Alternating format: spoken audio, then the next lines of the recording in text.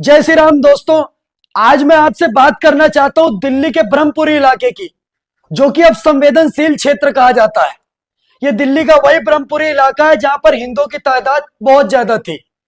पर जब से आम आदमी पार्टी की दिल्ली के अंदर सरकार आई, पिछले 10 सालों में आम आदमी पार्टी के विधायकों ने ब्रह्मपुरी की हालत ऐसे कर दी है कि ब्रह्मपुरी अब संवेदनशील क्षेत्र बन चुका है।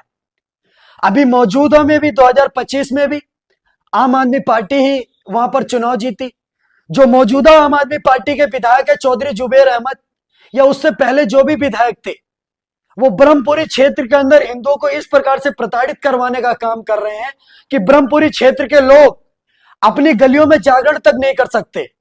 जी हां, मैं देश की राजधानी दिल्ली की बात कर रहा हूं। ये वही दिल्ली है जिसको पहले इंद्रप्रस्थ कहा जाता था, जो कि पांडवों के नाम से ये नगरी को जाना जाता था। लेकिन आज वही पांडवों की नगरी और उसी में एक क्षेत्र ब्रह्मपुरी आज एक तरीके से जिहादियों के निशाने पर है, इस्लामिक कट्टरता के निशाने पर है। और इस कट्टरपंथी सोच के आगे ब्रह्मपुरी के हिंदू पलायन करने पर मजबूर है। आज में भारतीय जनता पार्टी की दिल्ली में सरकार है और भारत में भी सरकार है। आज मैं भारतीय जनता से पार्टी से पूछना चाहता हूं कि ब्रह्मपुरी के हिंदुओं का यह पलायन कब तक चलेगा। और एक क्वेश्चन मार्क है कि आखिर पलायन कब तक। जब ब्रह्मपुरी के हिंदू जागरण करने का काम करते हैं तो प्रशासन आकर के उनको जागरण को रुकवाता है। क्यों? क्योंकि ब्रह्मपुरी में अगर हिंदू जागरण करेगा तो ब्रह्मपुरी संवेदनशील हो जाएगा। ब्रह्मपुरी के हिंदू अगर अपने मंदिर में पूजा करने जाते हैं तो मुस्लिम बहुल क्षेत्र होने की वजह से उनके ऊपर कूड़ा फेंका जाता है, उनके ऊपर गंदा पानी फेंका जाता है। और हद तो तब हो गई जब अब आकर के ब्रह्मपुरी की 12 नंबर गली में मंदिर के बिल्कुल सामने मस्जिद का कार्य जोर शोर से शुरू कर दिया गया।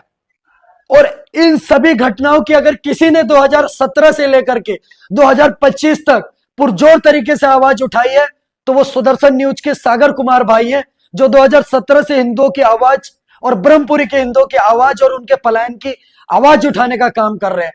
मैं नमन करता हूं ऐसे राष्ट्रवादी और हिंदुत्ववादी विचारधारा के पत्रकार को, जिनकी रिपोर्ट के बाद आज ब्रह्मपुरी के हिंदुओं का मुद्दा उठ करके आप सबके सामने आ रहा है। आज दिल्ली के अंदर भी राष्ट्रवादी सरकार, भारत के अंदर भी राष्ट्रवादी सरकार, भारत के प्रधानमंत्री नरेंद्र मोदी बड़े बड़े मंचों से हिंदुओं की बात करते हैं। माननीय मुख्यमंत्री योगी आदित्यनाथ जी कहते हैं बटोगे तो कटोगे, एक रहोगे तो सेफ रहोगे। दिल्ली की सीएम रेखा गुप्ता जी हिंदुत्ववादी चेहरा मानी जाती है, उसके बावजूद भी अगर राजधानी के अंदर ब्रह्मपुरी के 11-12 नंबर गली में अगर हिंदुओं का पलायन होगा तो यह माननीय गृह मंत्री जी के लिए भी शर्मसार है, माननीय प्रधानमंत्री जी के लिए भी शर्मसार है और नवनिर्वाचित मुख्यमंत्री रेखा गुप्ता के लिए भी यह शर्मनाक बात है। आज मैं पूरे प्रदेश के, देश के लॉ एंड ऑर्डर और प्रशासन से पूछना चाहता हूं कि ब्रह्मपुरी के हिंदुओं को सुरक्षा कब मिलेगी और कब उनके मकानों से पोस्टर हटेंगे। जिन मकानों के आगे उन्होंने अपने आशियाने सजाए, जिन्होंने अपनी पूरी जिंदगी कमाई करके उन मकानों को बनाने का काम करा, जिन मकानों के आगे उन्होंने अपने नेम प्लेट लगाने का काम करा, आज उन्हीं मकानों के आगे वो यह मकान बिकाऊ है कि पोस्टर लगाने पर मजबूर हो गए हैं। तो ये आखिर ब्रह्मपुरी के हिंदुओं के सामने ये दिन क्यों आया? मैं आप सभी को यह भी बता देना चाहता हूं कि ब्रह्मपुरी के विधायक सीलमपुर विधानसभा से और आम आदमी पार्टी की सरकार है। ये वही सीलमपुर विधानसभा है जहां पर आपने दिल्ली दंगों में ताहिर हुसैन को देखा होगा। ये बाबरपुर, मौजपुर और जाफराबाद और सीलमपुर के बीच का क्षेत्र है जहां पर मुस्लिम आबादी बहुत ज्यादा है।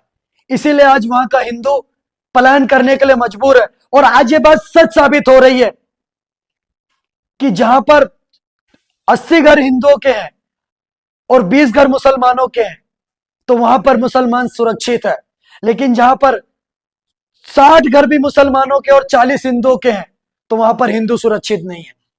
आपको इस बात को समझना पड़ेगा कि जहां जहां इस्लामिक कट्टरता और जहां जहां इनकी संख्या बढ़ती जाती है, वहां वहां आपके मंदिर, आपकी पूजा पद्धति, आपका पलायन, आपके बहन बेटियों का धर्मांतरण, उनका लव जिहाद, उनसे छेड़छाड़ शुरू हो जाती है। आप देख रहे होंगे बहन बेटियों के, ब्रह्मपुरी की बहन बेटियों का जब आप बयान सुन रहे होंगे, उनका इंटरव्यू सुन रहे होंगे, उनकी आप बीती है। वो बता रही है किस प्रकार से कट्टरपंथी मुल्ले कठमुल्ले जिहादी उनके ऊपर कमेंट करने का काम करते हैं, उनकी बहन बेटियों के साथ छेड़छाड़ करने का काम करते हैं। ब्रह्मपुरी में पिछले साल भी होली के त्योहार पर झगड़ा लड़ाई होने का काम हुआ। क्यों? ब्रह्मपुरी में आप होली नहीं मना सकते क्योंकि संवेदनशील क्षेत्र है। ब्रह्मपुरी में दिवाली नहीं मना सकते क्योंकि ब्रह्मपुरी संवेदनशील क्षेत्र है। ब्रह्मपुरी में जागरण नहीं कर सकते क्योंकि ब्रह्मपुरी संवेदनशील क्षेत्र है। आज मैं सागर भाई का और सुदर्शन न्यूज का बहुत बहुत धन्यवाद करना चाहता हूं और सभी कट्टर हिंदू सनातनियों से हाथ जोड़ करके आग्रह करना चाहता हूं कि इस वीडियो के अंदर दिल्ली पुलिस, सीलमपुर पुलिस और उस्मानपुर पुलिस को ज्यादा से ज्यादा टैग करें। प्रधानमंत्री मोदी जी और देश के गृह मंत्री अमित शाह जी को भी ज्यादा से ज्यादा टैग करें ताकि ब्रह्मपुरी के हिंदुओं को न्याय मिल सके। जय श्री राम, जय गौ माता की।